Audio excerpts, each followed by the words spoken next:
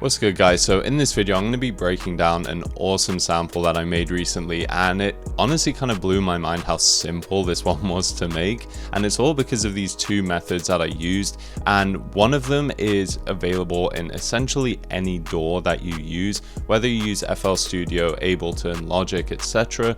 It's completely free. It will be built into your DAW, and you don't realize how easy it is to make more dynamic and interesting melodies out of very simple chord progressions, and that's what I did with this sample. The other one is a cheap plugin, but it's a very common one, and I would argue almost essential for making samples and great melodies. So I'm going to show you those two methods and show you exactly how simple this sample was. So this is essentially what the first half of the sample sounds like.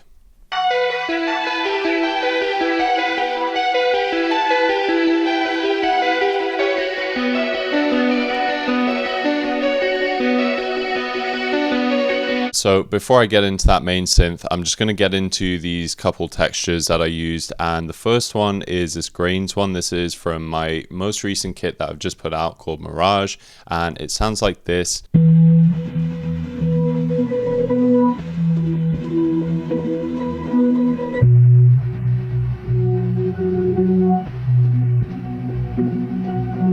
So all I did was just copy and pasted that and then just pitched it down 5 semitones. I've mentioned this before, but if you want an easy way to come up with a B section for your melodies, just simply copy and paste that melody and pitch it down 5 semitones. You can also go up, and if you want, even just do a full octave down, a full octave up, but these are really simple ways to just come up with that variation in your melodies. And this next texture, I've done the same thing, just pitching it down 5 semitones. This is a really awesome texture from my friend and fellow sample maker producer Joe made, and this is what it sounds like.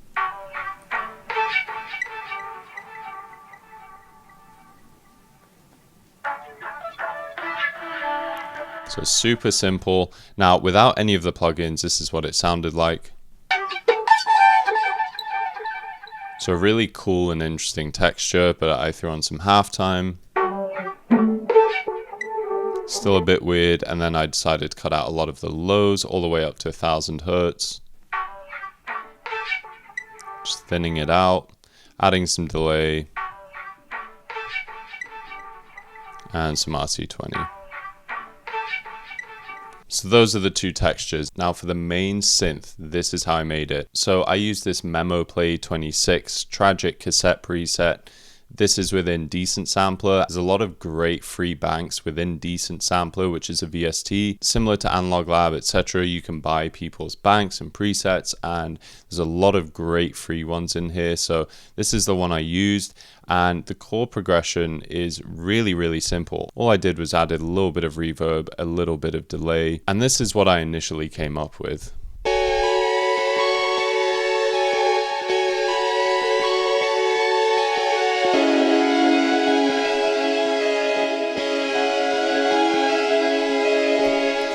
So what happened was I realized I really liked the sound of the synth. It's kind of detuned, it's got that grit, that saturation to it, but the progression itself, I'll be honest, not crazy about. It's obviously it's repetitive. Again, I've done the thing pitching it just down 5 semitones.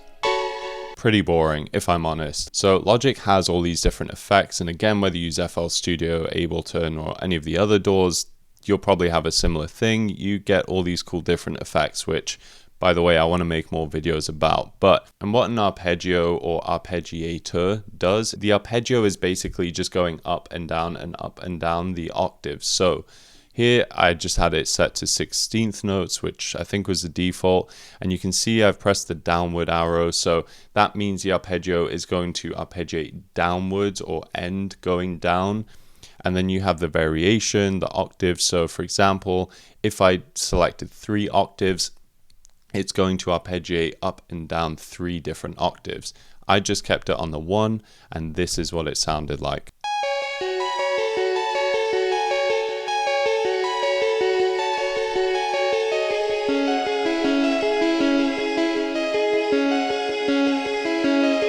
The last little ending bits, that was where I made some of these chops, because I just Didn't like the turnaround on the arpeggiator. Now it's important to note, obviously you can draw in those arpeggios yourself and that gives you a lot more control, but for the sake of ease and simplicity and just making faster melodies, having an arpeggiator is such an easy way to just test different melodies. If you have a chord progression, why not try an arpeggiator? For example, I could switch the rate to, I don't know, let's see, 30-second notes. And I could change the octave range.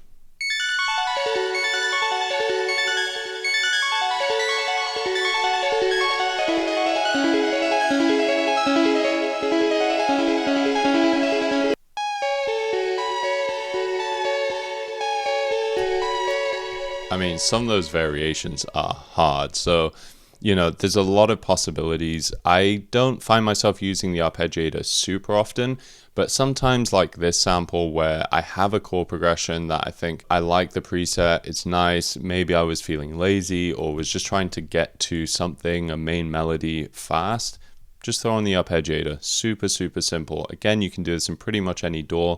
And that's what I did, and I got that. I bounced it out. There were just a few bits that I didn't like from the arpeggiator, so that's where I just made a few simple chops.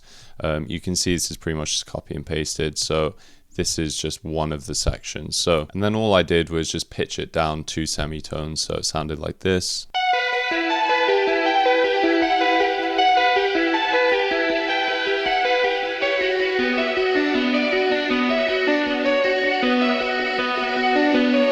And so that compared to this, you have to admit is a pretty crazy difference. And to think that was really just by clicking one button, maybe 2 buttons, just turning on the arpeggiator, is pretty crazy. So you can definitely come up with some amazing melodies using an arpeggiator, and I would highly recommend just experimenting with it.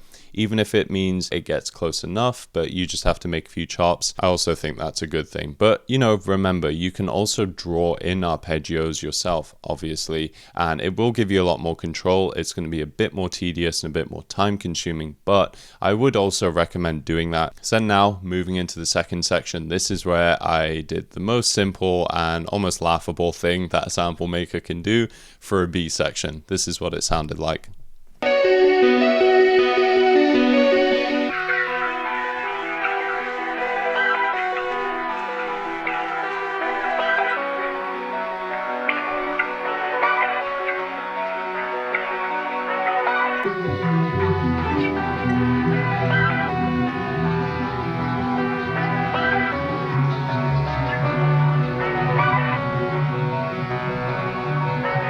So firstly, the main additional layer is this percussive texture, which sounds like this.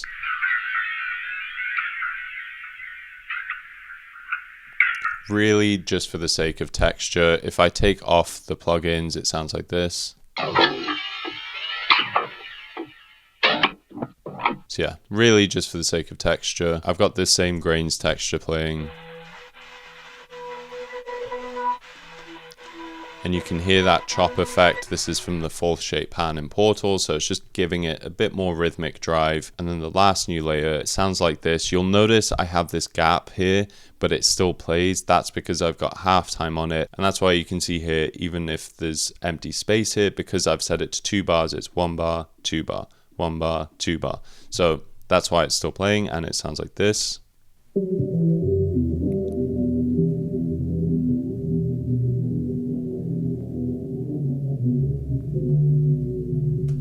And so all I did was just pitch it down 4 to match the project. I added halftime, a bit of multi-band compression just to tidy up the low end, and cutting out almost all the highs with an EQ.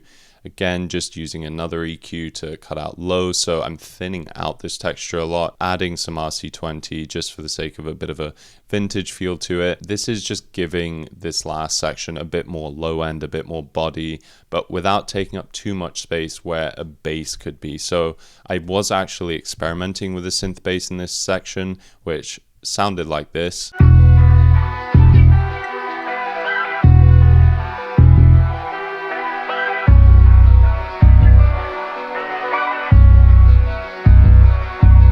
I think that sounds pretty dope, but I opted to just leave it out. Also, because then it just gives the producer that uses this sample a bit more freedom and flexibility to add their own synth bass or 808. So without making the loop super long, I left it out and just used this texture instead, just to give it a bit more low end, a bit more body. So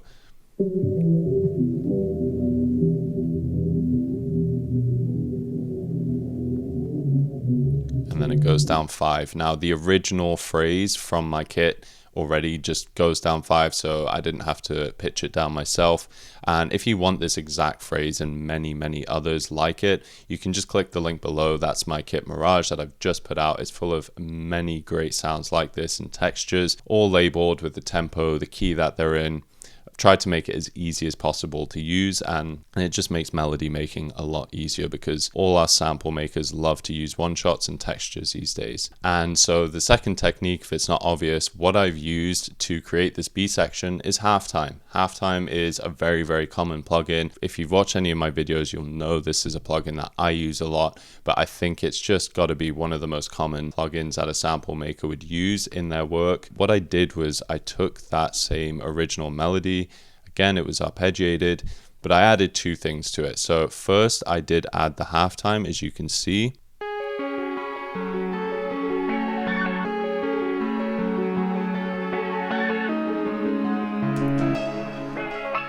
But you can hear those little kind of glitchy textures that happen at the end of each bar. That is a new plugin that I've been using recently, which is a Cymatics Illusion. And there's a lot of great presets I've come across in this. And so Cheap VST, I'm not by any means sponsored. I wish I was, but this is the plugin that I use to achieve this little kind of glitchy guitar texture. So we can listen to it even without the halftime, so like the original melody, but with this Cymatics Illusion.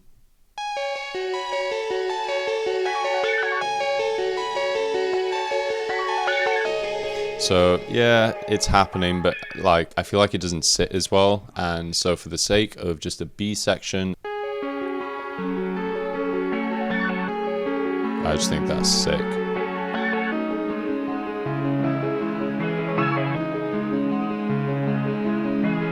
I bounced that out, and literally all that was taking the melody I already had and just throwing halftime onto it.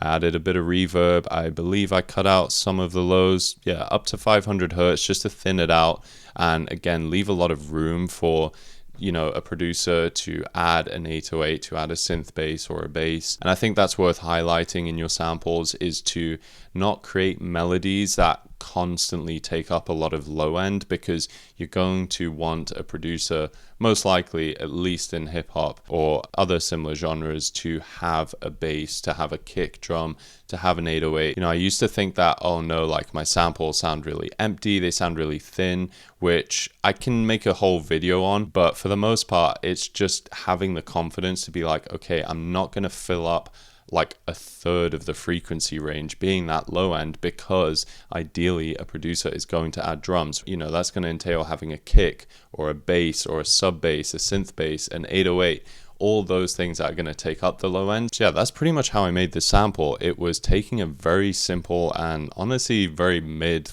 chord progression and simply adding the arpeggiator to it. And then for a B section and second half, I just threw halftime on it. And I feel like it's almost a meme at this point for a sample maker, a loop maker, whatever you want to call it, to just take the melody and add halftime to it. But it almost always works, because if you have a good melody already, adding halftime is probably going to give you a cool B section. So I know a lot of us obviously know about halftime, but I still wouldn't underestimate its power. And I think what works really well is if you can use halftime, but still find ways to add a bit more processing and make it a bit more unique, because sometimes it can be a bit dull to just hear a very obvious halftime effect happen. But yeah, the way I kind of did that in this sample was just to thin it out, cut out a lot of the low end, and just add some more textures to it. And again, with the percussive loops, just giving it a bit more rhythmic drive. I'm really happy with how this sample came out, because it's so simple, and as much as I like making atmospheric, detailed, textured samples, ones like this are perfect for a producer to add drums onto. So yeah, it's great to have that ability to make great melodies quickly and with lots of space for another producer and artist to hop onto. Yeah, I've got many more samples to break down where I've got all these cool little tips and gems to share, and I just want to help producers make better melodies, make better tracks. And if you're interested in any of that, then you can just subscribe to see more videos from me. And yeah, until then, hopefully I'll see you in the next one. Peace.